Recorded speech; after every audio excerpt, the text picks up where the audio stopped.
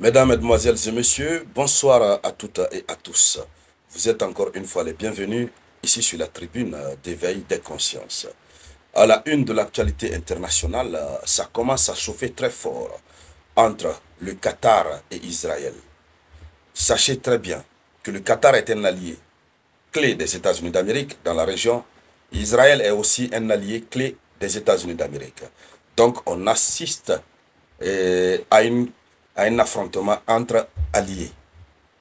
Après les frappes qui ont eu lieu du côté du Qatar, plus précisément dans la capitale, après la frappe sur un bâtiment résidentiel où, évidemment, Tel Aviv a annoncé, Israël a annoncé qu'ils ont éliminé les responsables du Hamas, le gouvernement qatari est sorti de sa réserve et a fait un communiqué. Alors, mais avant même de voir le communiqué, il faut rappeler que les, les gens du Hamas aussi ont fait un communiqué pour démentir la mort ou l'envoi au repos éternel de leurs dirigeants.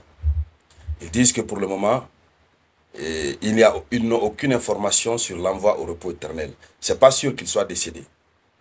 Voilà. Donc ils ont démenti pour l'instant. On ne sait pas ils sont dans quel état, ils sont dans quelle situation, on ne sait pas. Mais il y a un démenti en attendant que les informations définitives parviennent. Quoi qu'il advienne, c'est juste une question d'heure. On sera informé. Mais le pire aujourd'hui, c'est que ça a déclenché un conflit ouvertement entre Israël et le Qatar. Pourquoi frapper dans un quartier résidentiel un immeuble résidentiel qui n'a rien de militaire? Pourquoi? C'est pourquoi le Qatar se lève. Alors, vous savez, le Qatar est souvent victime de cela. L'Iran avait frappé aussi une base militaire américaine au Qatar. Et donc, le Qatar habite des bases militaires américaines. C'est un allié clé des États-Unis. Et donc, la situation se complique. Allons-y donc dans les profondeurs, mesdames, mesdemoiselles et messieurs. Voilà, avant de continuer, je vous demande de partager la vidéoconférence au maximum. Et n'oubliez toujours pas, faites un tour sur Apple Store ou Play Store. Veuillez télécharger l'application Moyen Express. Ça, c'est la souveraineté numérique de l'Afrique. Alors, la riposte qatari face à l'attaque. Doha, le Qatar accuse Israël de menacer la sécurité régionale. Premièrement, donc, le Qatar procède à une condamnation ferme et le Qatar utilise un ton offensif. Alors, c'est le ministre des Affaires étrangères du Qatar qui a procédé à la dénonciation. Il dénonce les actions irresponsables d'Israël. Pour lui, les actions qu'Israël vient de mener, qu'Israël vient de poser, sont des actions irresponsables qui compromettent la stabilité régionale.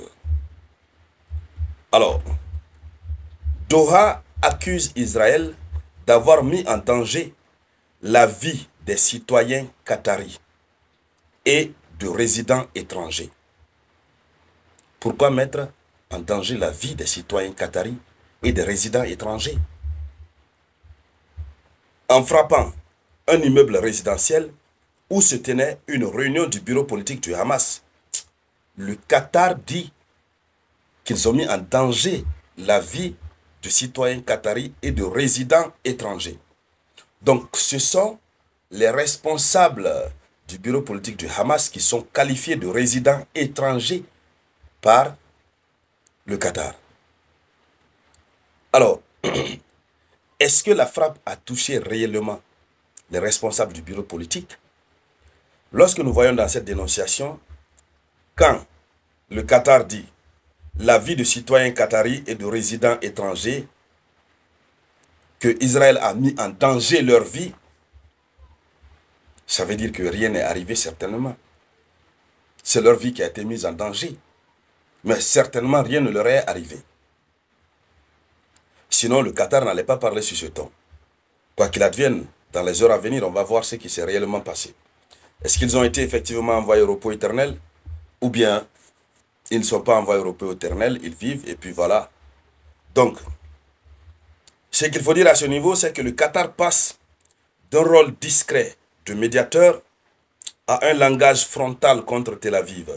C'est un changement de posture lourd de conséquences. Le Qatar change de posture.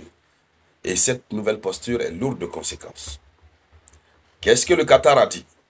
Le Qatar déclare l'ouverture d'une enquête nationale. Le Qatar va ouvrir une enquête internationale. Vous savez, sur le plan de la diplomatie, c'est comme ça que ça se passe. Il faut ouvrir une enquête, avoir une conclusion, et sur la base de cette conclusion, commencer à agir conformément au droit international. Alors, le Qatar a annoncé une enquête officielle sur l'attaque survenue lors de cette réunion de la haute direction du Hamas. Les résultats devraient être publiés prochainement. Donc c'est un geste qui vise à démontrer la transparence et à renforcer la légitimité des accusations qataries. Après les enquêtes, le Qatar aura toutes ses preuves contre Israël. Violation de sa souveraineté, mise en danger des citoyens qataris et des résidents étrangers. Le Qatar aura toutes les preuves. Et donc ce que le Qatar voudra faire, le Qatar pourra faire. Alors, Doha place donc Israël sur le banc des accusés devant l'opinion internationale. L'affaire n'est plus seulement militaire, elle devient judiciaire et diplomatique. L'ouverture d'un nouveau front diplomatique judiciaire entre le Qatar et Israël. Alors, les répercussions régionales et mondiales. D'abord, il y a la question de la sécurité régionale qui est fragilisée. Parce qu'en frappant le Qatar, Israël a franchi une ligne rouge, celle de la souveraineté d'un État du Golfe, qui est aussi allié de Washington. Deuxièmement, cette action crée un précédent dangereux. Pourquoi? Si Israël peut frapper à Doha, aucune capitale arabe n'est à l'abri. Et nous savons que les capitales arabes, beaucoup sont dans la ligne de la résistance contre Israël. On risque d'assister à une union des capitales arabes contre Israël. Ça veut dire que nous partons de mal en pire, de mal en pire. Donc Tel Aviv exporte le champ de bataille hors de Gaza et pousse les monarchies du Golfe à réévaluer leur position. Et maintenant, au-delà de cet aspect, c'est qu'il y a une pression accrue sur les États-Unis et l'ONU. Washington est dans un dilemme.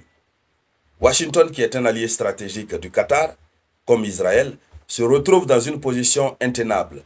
Soutenir Tel Aviv ou préserver son partenariat militaire et énergétique avec Doha. Voici la grosse question qui se pose sur la nouvelle position que Washington devra adopter. Et donc, mesdames, mesdemoiselles et messieurs, c'était ça la une de l'actualité. Merci de la partager au maximum. Je vous reviens tout à l'heure avec de nouvelles actualités. C'était donc la voix de votre humble serviteur, le Samouraï.